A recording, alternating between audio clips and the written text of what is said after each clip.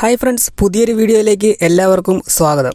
നിവിൻ പോളിയെ നായകനാക്കി ഹനീഫ് അദേനി സംവിധാനം ചെയ്ത ചിത്രമാണ് രാമചന്ദ്ര ബോസ് ആൻഡ് കോ.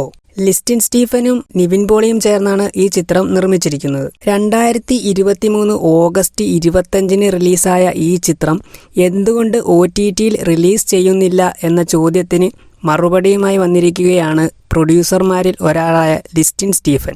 വമ്പൻ സ്റ്റാർ കാസ്റ്റിംഗോടുകൂടി വന്ന ചിത്രം തിയേറ്ററുകളിൽ വേണ്ടത്ര പ്രേക്ഷക പിന്തുണ ലഭിക്കാതിരിക്കുകയും OTT പ്ലാറ്റ്ഫോമുകളിൽ നിന്നും പ്രതീക്ഷിച്ചത്ര പ്രതിഫലം ലഭിക്കാത്തതുമാണ് OTT റിലീസ് വൈകുന്നതെന്ന് പ്രൊഡ്യൂസർ കൂടിയായ ലിസ്റ്റിൻ സ്റ്റീഫൻ മാധ്യമങ്ങളോട് പറഞ്ഞു.